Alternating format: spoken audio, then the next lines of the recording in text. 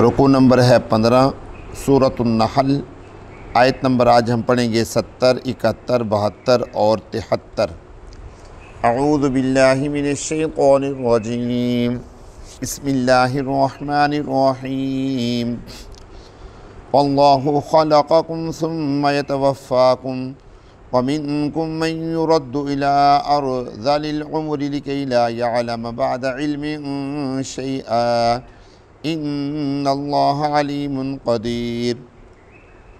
والله فضل بعضكم على بعض في الرزق فما الذين فضلوا بغاد رزقهم على ما ملكت أيمانهم فهم فيه سواء أفبنعمة الله يجحدون۔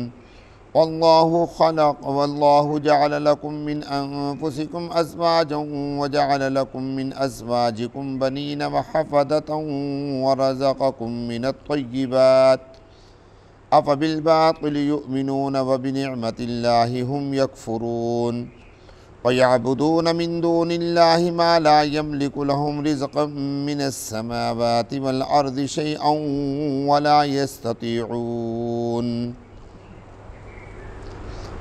اللہ رب العزت ارشاد فرما رہے ہیں، اور اللہ خلقکم پیدا کیا اس نے تم کو، ثم یتوفاکم پھر وہ تم کو موت دے گا، ومنکم من یرد اور تم میں سے بعض وہ ہیں جو لوٹا دیے جاتے ہیں، الی ارذل العمر ارذل عمر کی طرف۔ ارذل عمر سے مراد کیا ہے؟ بچپنے کی طرف۔ لِكَيْ لَا يَعْلَمَ تاکہ نہ جانے وہ بعد علم شیئا جاننے کے باوجود، تاکہ نہ جانے وہ کچھ بھی جاننے کے باوجود۔ ان اللہ علیم قدیر، بے شک اللہ جاننے والے قدرت والے ہیں۔ اور اللہ نے فضیلت دی تم میں سے بعض کو بعض پر پھر رزق کی زیادتی میں۔ فَمَا الَّذِينَ فُضِّلُوا پس نہیں ہے وہ لوگ جن کو زیادتی فضیلت دی گئی ہے اپنے رزق کو دینے والے۔ رادی کا مطلب یہاں پر کریں گے دینے والے، رزقہم اپنے رزق کو دینے والے، علی ان لوگوں پر ما ملکت ایمانہم جن کے مالک ہیں ان کے داہنے ہاتھ، یعنی اپنے سے کمزور لوگوں پر۔ فَهُمْ فِيهِ سَوَاءٌ پس وہ اس میں برابر ہیں۔ أَفَبِنِعْمَةِ اللَّهِ يَجْحَدُونَ کیا وہ اللہ کی نعمتوں کا انکار کرتے ہیں؟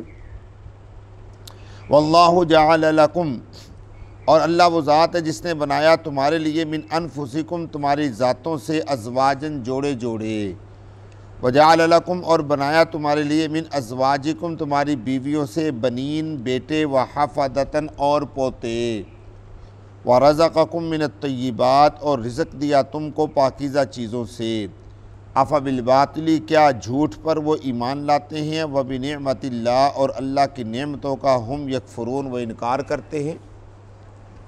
وَيَعْبُدُونَ مِن دُونِ اللَّهِ اور عبادت کرتے ہیں وہ اللہ کے ماں سوا ما ان چیزوں کی لا یملک لہم جو نہیں ہے مالک ان کے لیے، رزقا من السماوات رزق کا آسمانوں سے اور زمین سے کچھ بھی، ولا یستطیعون اور نہ ہی وہ طاقت رکھتے ہیں۔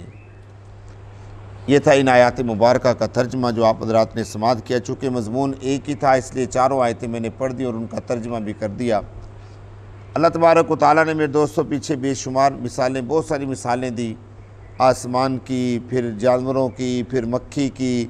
یہ مثالیں دینے کے بعد اللہ تبارک و تعالیٰ نے انسان کو انسان کی حقیقت بتلائی ہے۔ بظاہر اگر دیکھا جائے تو ان آیات مبارکہ سے مکھی کی فضیلت زیادہ محسوس ہو رہی ہے بمقابلہ انسان کے، کہ ایک شہد کی مکھی ہے، اللہ تبارک و تعالیٰ نے اس کے پیٹ سے نکلنے والے مادے کو شفا قرار دیا، اور انسان ہے اس کے بارے میں فرمایا ارذل العمر کہ تو دنیا سے جب جائے گا ارذل عمر ہو کر جائے گا، یعنی دیوانہ اور مجنون ہو کر جائے گا۔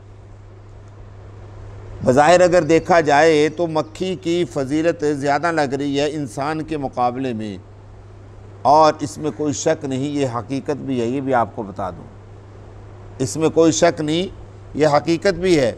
اگر انسان اللہ کی اطاعت اور فرما برداری سے ہٹ کر زندگی گزارے گا تو اس کی حیثیت شاید ایک مکھی کے پر کے برابر بھی نہیں ہے۔ آپ حضرات نے یہ بات تو سنی ہوگی امام ابو حنیفہ رحمہ اللہ تعالیٰ کے بارے میں، واقعہ تو بڑا طویل ہے، لیکن آخری جو مختصر جو بات ہے وہ میں بتا دوں کہ کسی نے پوچھا امام صاحب سے کہ امام صاحب آپ بہتر ہیں یا کتا بہتر ہے؟ پیچھے واقعہ تو لمبا ہے لیکن یہ مختصر میں آپ کو بتا دوں کہ آپ بہتر ہیں یا کتا بہتر ہے۔ تو حضرت نے فرمایا کہ اگر میری موت ایمان پر آ جاتی ہے تو پھر میں کتے سے بہتر ہوں، اور اگر میری موت ایمان پر نہیں آتی تو پھر کتا مجھ سے بہتر ہے۔ اگر میری موت ایمان پر نہیں آتی تو کتا مجھ سے کیا بہتر ہے، کیونکہ میں تو کافر ہو کے دنیا سے جاؤں گا۔ اسی طرح میرے دوستو، ہم میں سے ہر شخص جو ہے، جب تک انسان ایمان کے ساتھ دنیا سے نہیں چلا جاتا، انسان کو کوئی پتہ نہیں کہ میرا کیا مقام ہے، میری کیا حیثیت ہے، کوئی پتہ نہیں ہے۔ ہم دنیا میں یہ تو سمجھتے ہیں کہ ہم بڑے وہ ہیں، اللہ رب العزت نے یہی حقیقت انسان کو بتائی ہے، لیکن حقیقت یہ ہے کہ ہم گارنٹی کے ساتھ نہیں کہہ سکتے کہ ہمارا کیا حشر ہونا ہے۔ جب ہم گارنٹی کے ساتھ نہیں کہہ سکتے ہمارا کیا حشر ہونا ہے، تو ہم یہ کیسے سمجھ لیں کہ ہم دوسروں سے کیا ہے افضل اور بہتر ہے؟ اللہ تبارک و تعالیٰ نے انسان کو یہ بات سمجھائی ہے، ذرا اب اس بات کو سمجھے گا۔ اللہ رب العزت فرماتے ہیں واللہ خلقکم ثم یتوفاکم، اے انسان اس اللہ نے تجھ کو پیدا کیا، ثم یتوفاکم، پھر اس اللہ نے ہی تجھ کو موت دینی ہے، اس اللہ نے ہی تجھ کو موت دینی ہے۔ وَمِنْكُم مَّن يُرَدُّ إِلَىٰ أَرْذَلِ الْعُمُرِ، اللہ فرماتے ہیں کہ تم میں سے بہت سارے لوگ ایسے بھی ہیں جن کو ارذل عمر ملتی ہے۔ ارذل عمر کیا ہے؟ ارذل عمر کا مراد ہے ابتدائی عمر، یعنی وہ عمر ہے جو بچے کے پیدا ہونے کے بعد اس کو عطا کی جاتی ہے، لیکن اس میں اور اس میں بھی فرق ہے۔ جو عمر بچے کو عطا کی جاتی ہے اور جو عمر آدمی کو آخری عمر میں عطا کی جاتی ہے، اس میں اور اس میں بھی بڑا فرق ہے۔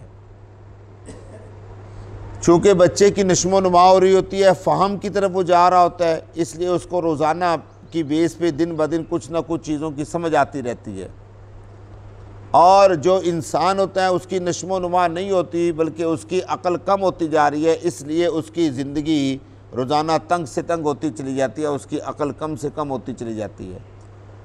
اور نتیجہ یہ نکلتا ہے کہ بہت سارے آپ حضرات نے لوگ دیکھے ہوں گے جو دنیا سے جاتے ہیں تو ان کے کان بھی نہیں سنتے، ان کے آنکھیں بھی نہیں دیکھتی، ان کی زبان بھی نہیں چلتی، وہ گونگ ہو جاتے ہیں۔ اس کو کہتے ہیں ارذل عمر۔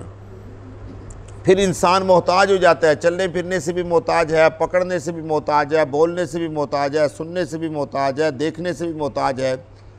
اب نہ وہ بتا سکتا ہے کہ میں نے کھانا ہے، مجھے بھوک لگی ہے، نہ وہ بتا سکتا ہے کہ مجھے پخانہ آیا ہے، اور پھر نتیجہ یہ نکلتا ہے کہ کپڑوں کے اندر ہی انسان کیا ہو جاتا ہے، گندا ہو جاتا ہے، اور کھانے پینے سے محروم ہو جاتا ہے، بولنے سے محروم ہو جاتا ہے، ترستا ہے کہ آئے کاش، جبکہ اس کی عقل چل رہی ہوتی ہے، اس کا فہم چل رہا ہوتا ہے، اور کئی تو ایسے بھی ہوتے ہیں جن کا فہم بھی ختم ہو جاتا ہے۔ اس کو کہا جاتا ہے ارذل عمر۔ نبی محترم صلی اللہ علیہ وسلم نے جو سب سے زیادہ دعا مانگی ہے وہ یہی مانگی ہے، اللہم انی اعوذ بک من ارذل العمر، اے اللہ مجھے ارذل عمر سے پناہ عطا فرما۔ اور یہی وجہ ہے کہ رسول اللہ صلی اللہ علیہ وسلم 63 سال کی عمر میں بڑے اچھے طریقے سے دنیا سے رخصت ہوئے، بلکہ فرشتوں نے آ کر پوچھا کہ یا رسول اللہ آپ زمین پر رہنا چاہتے ہیں یا آسمان پر جانا چاہتے ہیں؟ تو پیارے پیغمبر نے فرمایا اللہم بالرفیق الاعلیٰ، خود فرمایا کہ میں اب اپنے سونے رب کے پاس جانا چاہتا ہوں، میرا دنیا میں کوئی کام نہیں ہے۔ تو یہ ہے ارذل عمر کہ انسان دنیا کے اندر دیوانہ بن جائے، پاگل بن جائے، اور انسان کو کچھ نہ پتہ رہے۔ اور اس کی وجہ یہ بھی میں آپ کو بتا دوں کہ انسان یہ ارذل عمر کی طرف کیوں جاتا ہے، یہ بھی ذرا سوچئے گا۔ ارذل عمر کی طرف انسان کیوں جاتا ہے، اس کی وجہ ہے اللہ تبارک و تعالیٰ نے آگے رزق کا تذکرہ کیا۔ کس کا تذکرہ کیا؟